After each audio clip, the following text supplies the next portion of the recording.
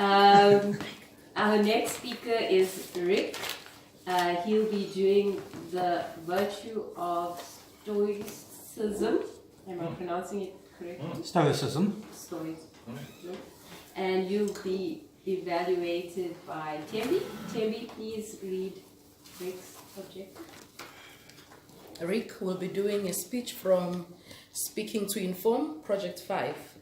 And the purpose of this talk is for Rick to present a 6 to 8 minutes analysis of a concept, idea, theory, historical force, or a social or political issue.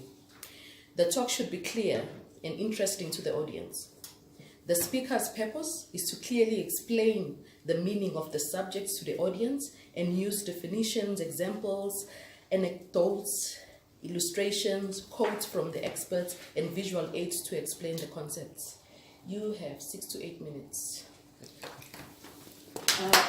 Rick, with the virtue of Stoicism,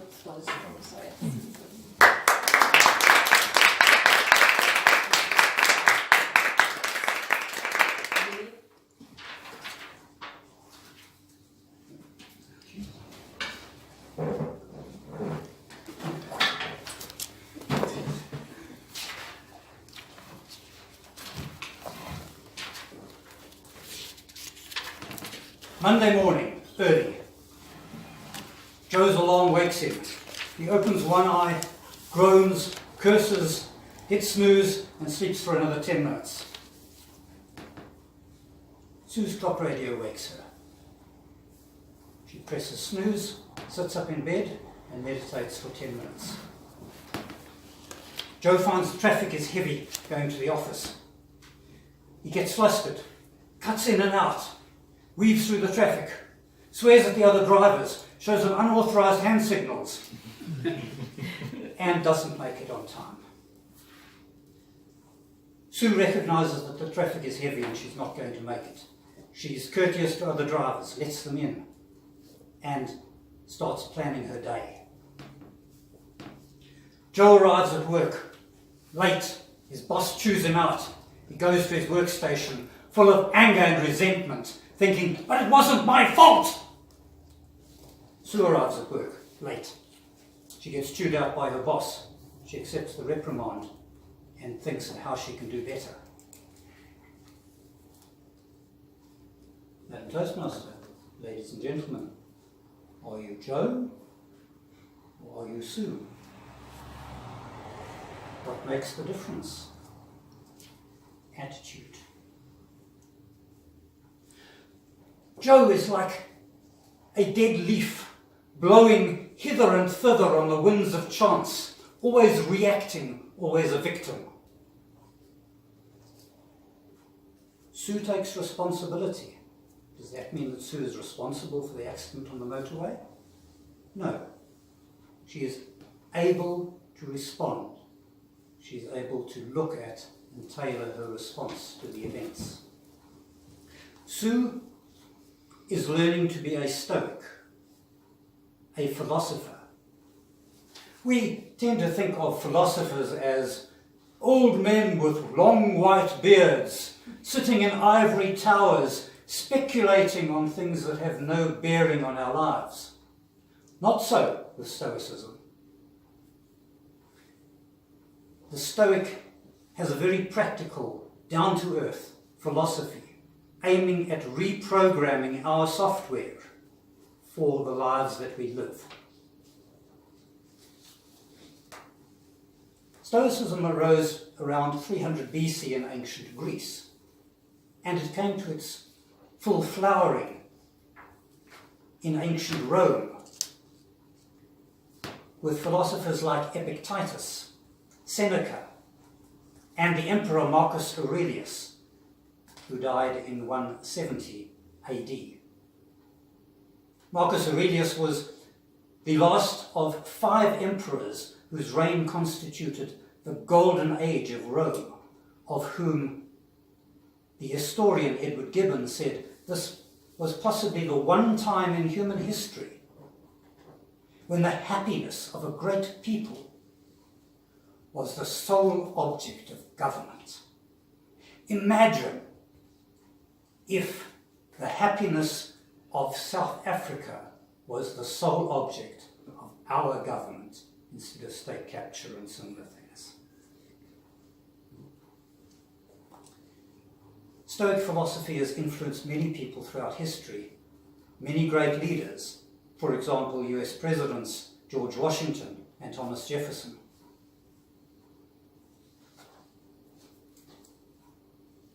Let me give you 3 exercises for you that can help you decide if you would like to look more into Stoicism. The first one. Is it within my power? Epictetus says, distinguish that which is within your power from that which is not within our power. Not within our power is everything in our environment: health, wealth, social standing, respectability, the lives of those we love, and death. Within our power are our thoughts, our intentions, our decisions, our desires. If something happens, ask yourself, is this within my power? If it is, act. If it's not, choose your response. Second exercise, mindfulness. Pay attention to what is happening in your life and how you respond. Try to create a gap between the thing that happens and how you respond, so that you can tailor your response to be more loving and more productive and more useful.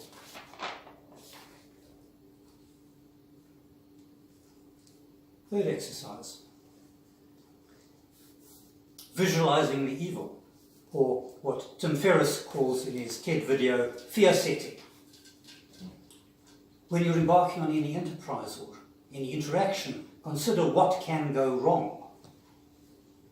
Plan for it. If it doesn't go wrong, great. If it does go wrong, you are prepared. Some people might say this is overly pessimistic. The pessimist sees the glass as half empty. The optimist sees the glass as half full. I'm an engineer. The engineer says the glass is over-designed. It's twice the size it needs to be.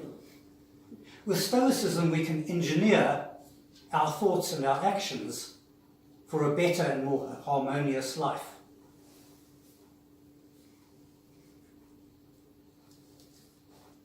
Are you Joe? Or are you Sue? In 10 years' time, Joe will still be at the same job, angry and frustrated and unpromotable. Sue will be climbing the corporate ladder, her virtue recognized, material for leadership, a bright future ahead.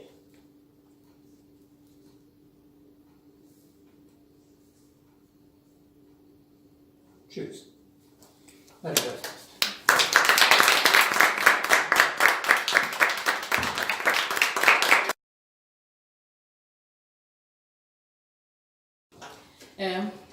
A special greetings to Rick. Well done on your Project 5 on speaking to inform. When it came to your introduction, it was very catchy. Seemed very confident in the stage, and you catch the audience with the comparison of Joe and Sue. And you used an example that we can relate to.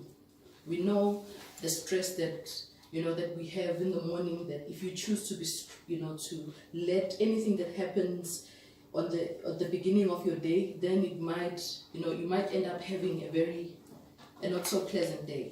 So it's a good comparison that you made there. And also explaining to us what Stoicism is. The idea, we probably know about it in terms when we're looking at positive thinking and negative thinking, but it was just a catchy word, and you explained it very well. So you explained the philosophy, which was part of the project requirement. And I like how you used the 3 exercises. You kept it short and brief, and that gave you enough time for you to go into each when you pose it back. I mean, when you explained what are the 3 exercises that we can achieve being in a stoic mindset.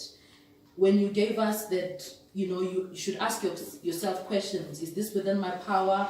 Is this out of my power? And you gave us examples of the things that are within our control and the things that are not within our control. And also introduced, a concept of mindfulness, something that we can all, think about and relate to.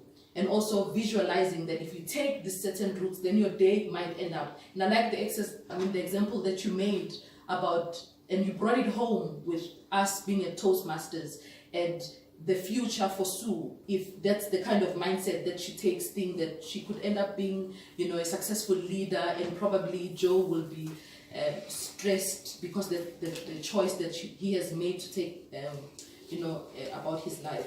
So we feel that you met the objective of the project, and if there is any area of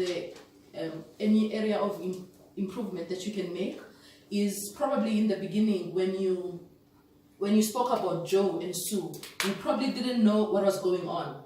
So maybe if you said, are you a Joe or are you a Sue? And then you pause. You probably, when you start explaining Joe and Sue, will kind of follow that there is a comparison that's going on now. So that's just one area of improvement that you could make. But all in all, we enjoyed your speech, and I look forward to your next project, and well done. Thanks.